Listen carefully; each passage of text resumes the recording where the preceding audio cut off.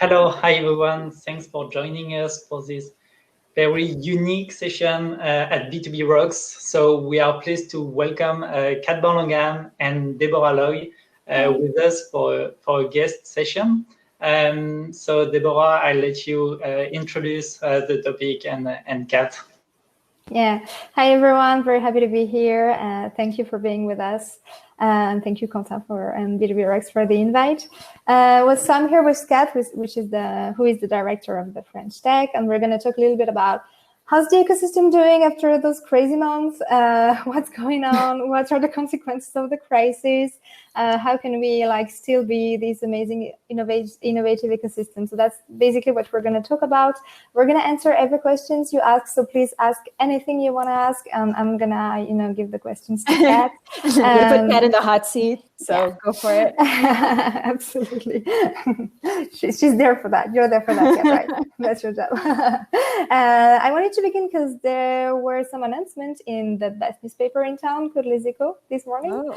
And can you tell us a little more about this? So basically, there's more money for the French tech ecosystem, right? I mean, yes, there's certainly more money for the ecosystem, but that most of the big announcements regarding funding were mostly made when we announced the rebound strategy, which is globally the 3.7 billion, which goes to funding startups directly, right, for the most part. But what was announced this morning is something I think that is a little special. So far we've been hearing a lot about the rebound strategy of the state. What is it we're doing to make sure that the French tech ecosystem bounces back as quickly as possible, and also that as we move forward as an ecosystem, we're no longer just sort of trying to rebuild exactly what we had before, but we're seizing this opportunity to build an ecosystem that's more diverse, that's more environmental friendly, that's more geared towards impact, right? And so something that we decided is hey, look, so far we've rolled out our strategy. We've done the government strategy, we've done the French Tech mission strategy. And we'd really like for all of our 144 communities, official French Tech communities from all over the world, all the way from Tokyo to Saint-Malo, to really be part of us with this journey. So it's we call it a fund, really it's a competition for projects. So it can be, anything can be a platform for resources, it could be shared content, so you have these projects that are for the ecosystem. Yeah. And what we do is we put in tickets anywhere from 20 to 100K. And the overall budget for this year, we'll go to next year, is 3 million. So that was announced this morning in the Zico. Yeah. Also, I said yesterday, and we're very excited about it. Yeah, and projects can be anything, right? I talked with the person in charge of the French Tech in Bordeaux, and they created this amazing platform where what is kind of Doctolib of les services publics, and you can be put in touch with public services. If you're a startup, you need to talk to URSAF or whoever, and you can just contact them through this platform. So it can be events, it can be tech stuff, it can be basically anything, right? Yeah, we want to be really open about it, in the sense that I think what's really important to us is, partially who is running it. We want to make sure that it's done by people from the ecosystem, for people from the ecosystem, and that it is focused on our goals. Now, the French Tech Community Fund actually has 3 different themes. Yeah. People can apply under talent and inclusion. So it's making sure France is the biggest talent pool, and it's the most inclusive talent pool also, whether it's bringing international talent in or making sure that some of our really super talented refugees find their way into tech. The second one is on what we call responsibility and impact. Yeah. It's not so much how do you help this little vertical called Tech for Good? It's how do you make sure Tech for Good becomes something that's horizontal, and you raise the bar for all of French tech. And then the third one, which is attractivité, which I guess economic attractiveness and expansion, which helps us attract more clients for our startups here, more talent for our startups here, and more investors for our startups here. Yeah. All right. So the ecosystem was doing absolutely amazing before the crisis, I have to say. We had more and more. I think January was an absolute amazing month for fundraising, for example. The growth of startup was doing great, and then COVID happened. And I know it's a very broad question, and it's, if you have to give 2 or 3 key points maybe about how do you think the COVID crisis is shaping the French startup ecosystem, what would you say? Yeah, sure. I'm definitely with you there. I think I had like my little crying break as well. Like the last time I did a big physical conference was CES. And so I went from like CES to lockdown, and watching the numbers for the French Tech, and also getting all of the phone calls, because a lot of people on my team were on the front lines for a lot of the startups that were taking really large hits. So, I mean, I wouldn't say we're totally out of the woods, but at least we've moved outside of the phase where the ecosystem was truly hemorrhaging. You know, where like just like a World War movie with blood splattering everywhere. That was kind of what things felt like at the time, with like emergency medics and things like that. You know, it's stabilized. It doesn't necessarily mean that we haven't lost any companies. We're not continuing to lose companies. It's still happening today. So there's some things that we've noticed in terms of trends. So July, if it's, you know, a good sign, July is the first month where our numbers are better than July from 2019. All right. That's right. Good. We don't, the truth is we don't know what that means yet. Like, we don't know if that means that it's because a lot of, you know, fundraising was delayed, if it means, which you brought up, we don't know if it, you know, if there's some sort of like factors that we're not really seeing, but there's at least some, there's a way to be really optimistic about that. Another thing that we're seeing is that, you know, so where investment is a little shaky is investment that's coming from outside of France, right? And everyone's terrified by that, especially because I don't know if you know this, but roughly 80% of our B2B, our Series B companies in France have an American investor. Yeah, definitely. But as it turns out, France, let's say compared to Germany, only has a 20% dependency rate on external investment.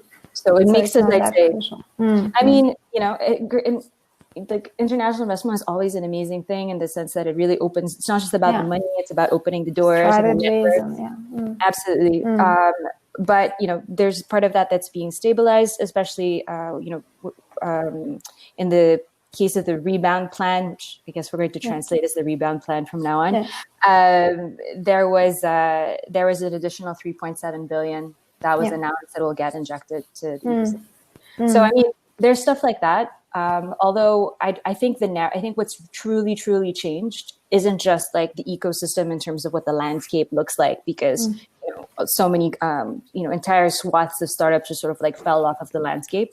I think what's really changed is partially how we're also seeing what the French Tech ecosystem is, what role it has, what responsibilities it has as well, and you know, whether or not we're willing to integrate it into more structural investments. Yeah. And do you feel like, because there's this big question, and it's going to lead us to the second point I wanted to ask you. The second question I wanted to ask you is, so we're at B2B Rocks, so we're going to obviously talk about B2B startups. Sure. And like, of course, the crucial point for startups is to be able to scale. And, you know, we have like kind of two different way of seeing things. The first one is digitalization is going faster and faster, and startups definitely have a role to play there. So they should be fine. At least, you know, B2B startups are working in that, like in enterprise services and stuff like that. But on the other end, big groups are having a very rough time. They don't know where they're heading. They don't know what the next months are going to look like. They've probably lost a lot of money in the past few months. A lot of them have. So how do you see things going? Like, do you feel like startups still can find clients, or is it maybe harder now, but it's going to be way better after? Like, how do you articulate those two different paradigms?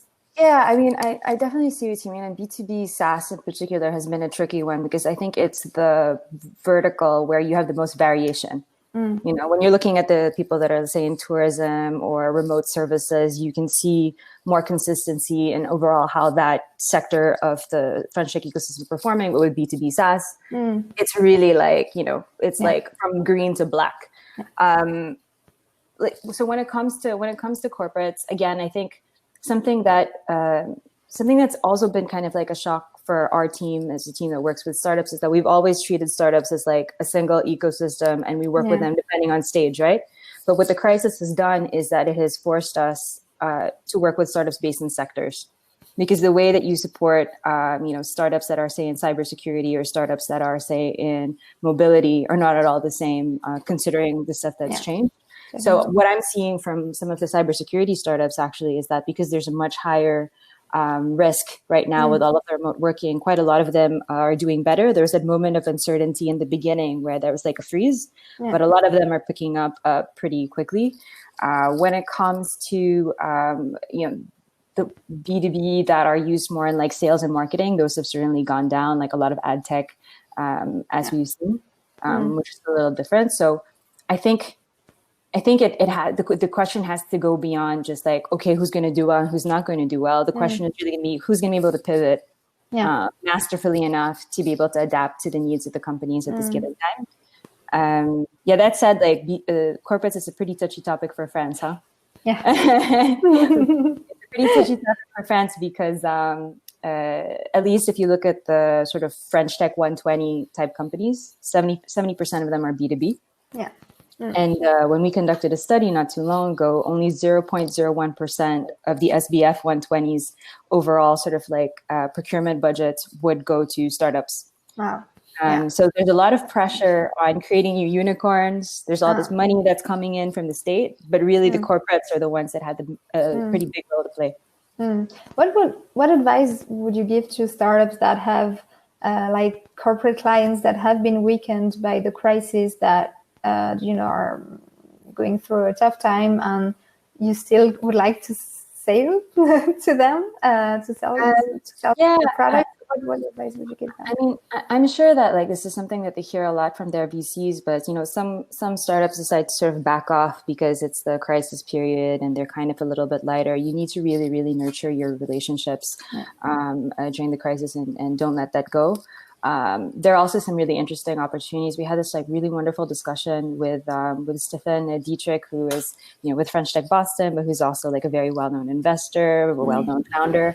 And he actually said that some of the startups in his portfolio were starting to adopt go-to-market playbooks for countries or like markets that are under some form of confinement, where anyway a physical go-to-market is not possible.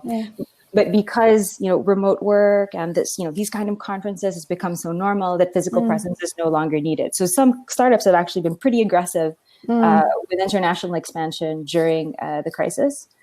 And I think the third is also like, and I know this is a weird thing to say, but we're talking about corporates, but really one of the biggest possible clients that startups can and should have is also the state.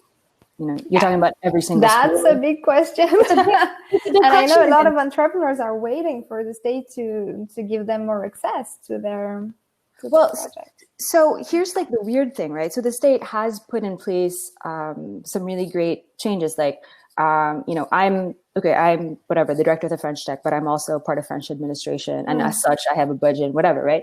Do you know that actually under, during the crisis, all of our, all of our thresholds for sort of like, I don't know how to translate this, but kind of like more flexible type of contracts where you only need to get like 3 different quotes and things like that were moved up. They're actually 100K for French administration today, right? So the government has put that in place. Now, but the government like functions a little bit like a big corporate too, right? In the sense that it's not just about putting in the rules. You have to deal with the kind of culture, with like middle management, with procurement processes getting referenced. And I can tell you it's changing. Like I can definitely see it changing. It's probably not changing fast enough for the taste of many companies. So can you maybe expect a small business act from the French government? I don't see that. So that's we should probably at some point do this great chat on like what are like the 10 ideas that came up the most before the rebound strategy happened. It didn't come through and why? Because the small business acting is definitely something that comes up quite a bit. It comes mostly from, it stems mostly from the fact that type of regulation is at a European level. That as part of EU, you cannot say, we will only therefore, work with French companies. We have it. I think and I'm not even entirely sure how productive that would be for us in the sense that I think what we really need to be thinking about when it comes to that type of strategic protectionism is Europe. Yeah, of course. Right? Yeah, that should be done at the European level. Yeah, definitely. Absolutely. which is hard. We have a question from Bastien. Hello, Bastien. Thank you for asking. Does the French Tech support foreign entrepreneurs doing business in France? If yes, what are the main initiatives? I think that's a question you're going to like, Kat. Yeah, sure. So there are different things happening on that level. There's, of course, the French Tech visa for entrepreneurs. Anyone who is in an incubator accelerator probably has this. It's a visa that is expedited that allows us to have a foreign entrepreneur come here with his or her family, with residence permits for up to 4 years, where everybody can work and things like that. So there's definitely that, which is quite important.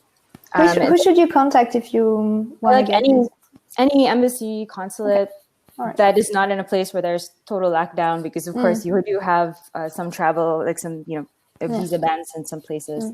Right. So there's definitely that. If you are currently abroad, I strongly encourage you to speak to the French Tech community that's closest to you. If you go to our site, you see where they are. They're like the most charming, lovely, friendly, generous bunch. And they really do sort of group the best of not just the French Tech expat community where they are, but also a lot of Francophiles that are part of their local communities as well. And they're always usually open to helping out, because there are things that we can help you do, like at a French Tech Central, like the one they have in Bordeaux, as Deborah was discussing earlier. But we can never tell you where to put your kids to school if you're looking for an international school, or what's the best place to maybe learn French in a sort of fun way, or what are the cool kind of expat communities when you come here that make you feel more at home. And that part is definitely more on the community side. All right. Well, thanks for asking. And if you have questions, guys, really don't hesitate. We would be very, very happy to answer them. Something I wanted to talk to you about, which is a very important topic to me, and I know it is to you as well, is diversity. I know it has been a really big priority for the French Tech. And some studies show that women entrepreneurs were hit harder than men during the lockdown. So how can we protect those? I mean, there are already so few women entrepreneurs. How can we protect them from this crisis? I mean, I wish I had one really clean answer to give you, and all we would need to do is ask the president to sign it, and then this problem of diversity would go away. But unfortunately, I don't think it's quite as simple, because French Tech, or the tech ecosystem, is really a product of its overall environment, right? And the challenges that we're facing all along the funnel start from the time that our little girls and our little boys go to school, and they're taught what they can and cannot become, all the way to the time that they start raising their when they start even pursuing entrepreneurship, and they're getting career advice. We're telling women, don't do it to entrepreneurship, you should do literature, whatever. And then you get into the point where they're actually going to where they have to start finding a co-founder. It's always more challenging for women to approach a co-founder also from the opposite sex, and then you go into the sort of crazy type of discrimination that women face when they're dealing with their with fundraising, and that goes on and on. We even seeing crazy statistics on the overall amount of equity that women founders take compared to male founders, and stuff like that. So I think one of the things that's really important that we all have to start doing is, when we have to acknowledge it's a problem, and not a small problem, we have to start treating it like a central problem. And I think that's something that we do at the French Tech. We try to treat diversity issues not as a sort of CSR thing, but as something that is really core to the future of the ecosystem. Because if we're missing half of our people, how are we going to make it? Yeah, definitely. Do you think this crisis could be an opportunity to build a more diverse ecosystem? Do you think we have to?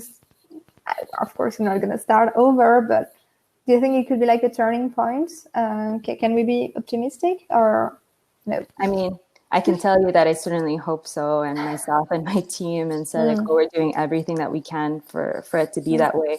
I think, over the last few years, and we've been so excited about the movement in French Tech that we've been focusing a lot on the French Tech that we have, and we've been proud of it. But I think that the crisis has been kind of an opportunity to start thinking about what is the French Tech that we dream of? Yeah. What is the ecosystem that we actually want and we think that France actually deserves? And how do we use this sort of turning point as a time to sort of gear people in that direction or help them if they're moving toward there? So when you spoke about diversity, and we were mostly speaking about women, but something that we care about a lot, care about in the French Tech is also, making sure that we're no longer this like bubble bastion of, people who went to like the top business schools and all kind of white people, who like all kind of went to the same high schools and things like that, who raised from their father's friends or their friends' fathers or something like that, right? And so definitely make sure that entrepreneurship is a chance for everyone. That's why we have a program which we can go into later called Fench Tech Tremplin. Same thing for same thing I think when it comes to the territories. Like French Tech has been for a long time and still today very, very concentrated in Paris. While we believe in the strength of a strong hub, of course, there are like all these amazing things happening everywhere. I mean, you're speaking to Bordeaux. I was just in Metz up to this morning, meeting like the sort of industrial people with an industrial startup scene there and things like that. And something that we're seeing because of the crisis and people having to stay home is people are moving out of Paris anyway. So hopefully that talent moving out of Paris will mean entrepreneurship coming all over from all over the country as well. Yeah, that's true. Actually, the remote work could be an opportunity also to develop maybe. Some people go there to work remotely and then end up building a new business in the place they move. That would be interesting. Yeah. Do you want to talk a little more about the French Tech Tremplin, which is like this big initiative for like having more diverse people in the ecosystem? Yeah, I mean, that's a totally rhetorical question because I love talking about French Tech.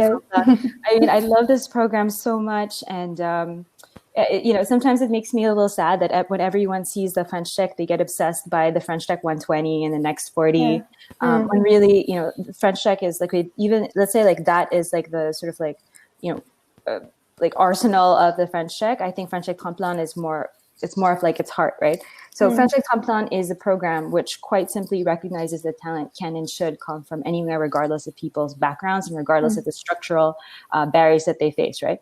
And what we do, we designed the program to imitate, roughly, the kind of advantages they may have had, like these entrepreneurs may have had they come from a well-to-do family.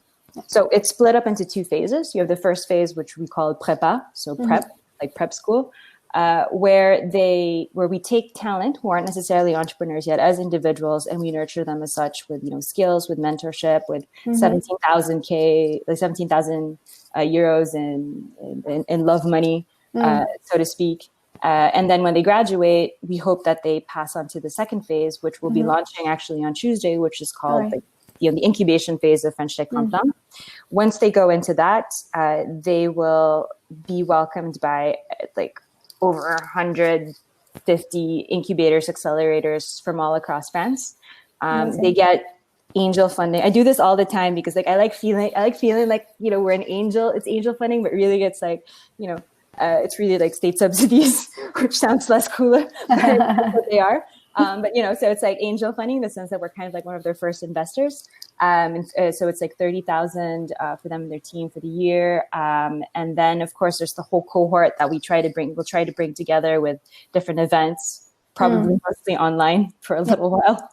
Probably, yeah. Okay. So it's a 15 million euro program, which is not a small amount. And we're very excited in seeing what happens next. And if some entrepreneurs like in the audience want to help, like, can they be mentors? Can they contact you? Yes, please. So we're launching the call on Tuesday, as Cedrico announced earlier this week, actually. And so what we're going to do first, so we're recruiting in batches. The first recruits were the incubators. And we were so excited because we had, so many, like, I think in the first time there was a program similar to French Tech Tremplin, they had like, I don't know, maybe like 10 or so, 10, 15, 20 incubators. And now we're up to like over 150 and they're from all across the country. And then we're going to recruit, of course, the founders to join the program. They have to get into one of the incubators, accelerators first, of course. And then after that, there's the jury. And then we're going to recruit the mentors to match the needs of our fellows, and we're hoping to have at least 200 founders join the program. Amazing. So we have a question from Marine. Thank you for asking your question, Marine. Is there a French tech club or program dedicated to female founders? There's Sista, I want to say, but is there something related? I know you support them a lot. Is there something else like more direct to the French tech? I mean, like as a club, I wouldn't say so. I don't even think that Sista would ever describe, Sista or Start Her for that matter, would ever describe themselves as a club. They're really, just like a really group of fabulous, brilliant women that are trying to, change things without having to be too polite about it. No, I don't think, there are lots of different events for sure. That are organized by lots of French Tech communities. I know French Tech New York, for example, is very committed to a lot of this. In Paris, there are quite a few. Lyon is very committed to the topic as well. But they're more, I would say, kind of like sort of spontaneous impromptu events than they are like a club. Yeah. Okay, maybe that's a need we should work on. So guys, we have 4 minutes left. So if you have questions, it's now. Ask them now. Otherwise, it's going to be too late.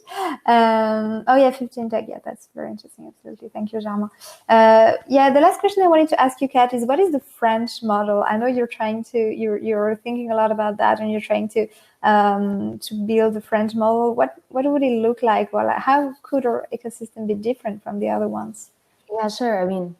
I like this question because, as you can probably hear, I was not born in France, but I certainly am, by all means and purposes, French to a certain extent now.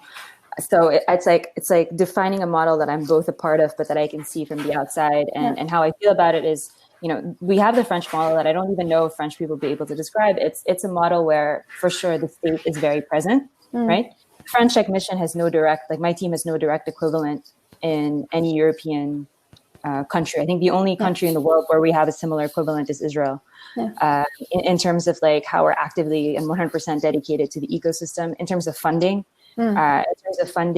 just with the rebound strategy, incomparable, right? Like France gave way more, is committing way more to its ecosystem than most countries. We unlocked the 4 billion like this, like there was crisis confinement. Next week, Cedric O is announcing it. 2 weeks later, we start rolling it out. So there's definitely this certain presence of the state. Now, I think what makes it a French model is not that the state is there. The French model is why the state is there. And I think the why is because we really feel and believe that the French tech ecosystem or startups are going to be a vector for positive change for the country, for the economy and the country as a whole. And so there's this overall kind of like, I would say like emotional and moral investment into the French tech ecosystem.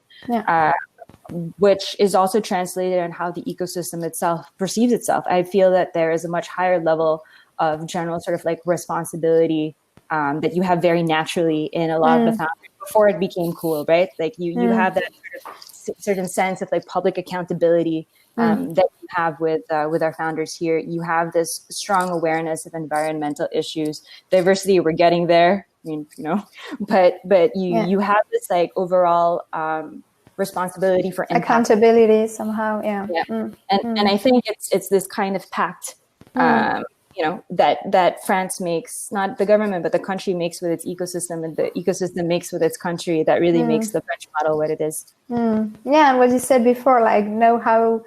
So, startups are asking a lot what the country can do, what the state can do for them, but what can they do for the country, right? For sure. Like that was honestly at some point that was driving me crazy because, the crisis was hard on everyone. It was kind of hard on us as well because it's just a lot to take in. And all the time. And even, with like journalist interviews and things like that, everyone's asking, what are you going to do for the ecosystem? What are you going to do for the ecosystem? What are you going to do for startups? Like, how are you going to save so-and-so? And I know those are important, but I'm like, I think those are pre-COVID questions. And I think the real question today, as you say, is, what is the French tech ecosystem going to do for France?